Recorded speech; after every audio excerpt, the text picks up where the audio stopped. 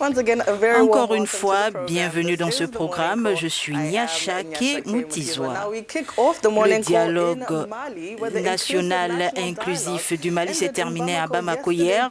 La cérémonie de clôture a rassemblé environ 3000 personnes, dont le président malien Ibrahim Boubacar Keïta et l'ancien président Amadou Toumani Touré.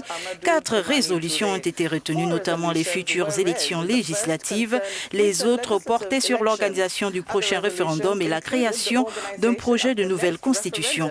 Il y a également eu une rélecture de certains articles de l'accord de paix d'Alger de 2015 visant à poncer les plaies causées par une insécurité profonde.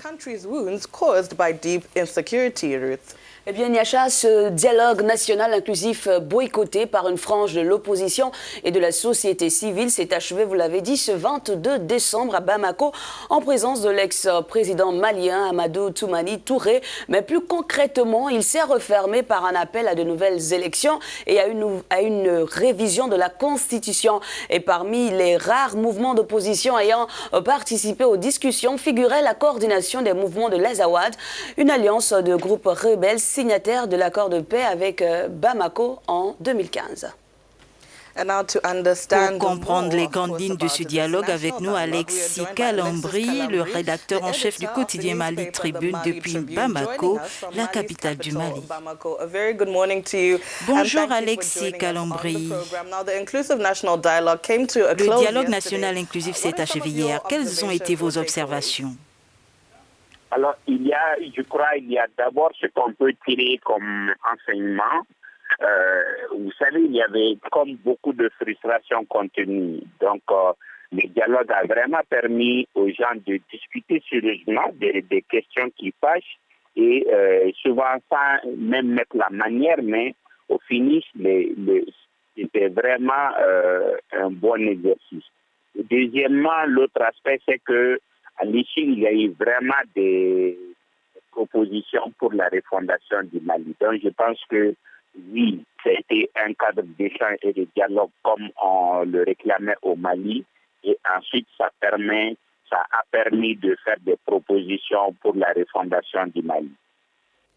Monsieur Kalambri, avant ce dialogue, le président de la République semblait fragilisé aux yeux de l'opinion nationale en raison de la récente résurgence des violences communautaires et djihadistes.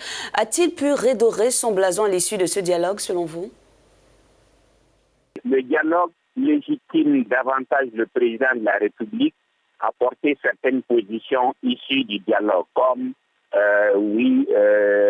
pourquoi ne pas prendre langue avec les djihadistes maliens? Pourquoi, disons, ne pas réviser la Constitution, pourquoi ne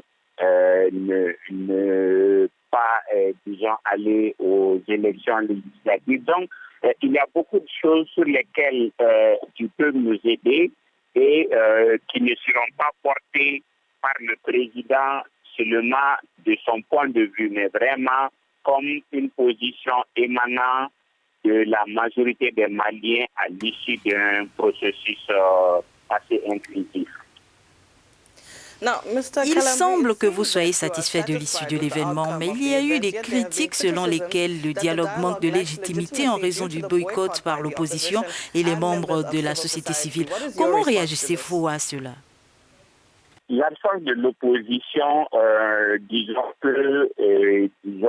être perçue au niveau de la légitimation des résultats. On peut dire oui, quelque part, ça peut entacher. Mais il se trouve qu'à un moment donné, l'opposition, quand il y avait le processus au départ, l'opposition à un moment donné était partante et a fait des propositions par écrit. Mais ensuite,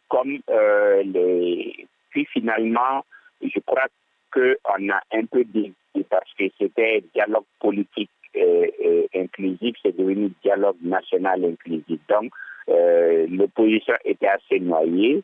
Ensuite, le fait que l'opposition avait produit des résultats, disons, ces points par écrit qui ont été versés au débat, mais là, je vous assure également que la qualité des débats reflétait vraiment le fait, la diversité des opinions et des positions.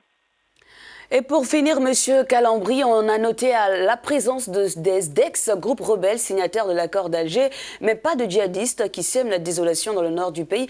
Est-ce que ce dialogue n'a pas oublié certains vrais acteurs de la crise malienne, selon vous? Il faut retenir que depuis la signature de l'accord d'Alger, les groupes signataires n'ont pas tiré un seul coup de feu. Et c'est eux qui sont venus. Alors justement, le débat était à ce niveau-là.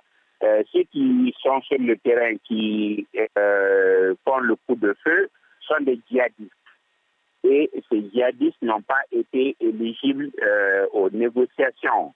Donc, oui, il y a encore les coups de feu, mais ce n'est pas les groupes signataires, c'est les djihadistes, le mouvement djihadiste avec qui le gouvernement n'a jamais été autorisé à discuter.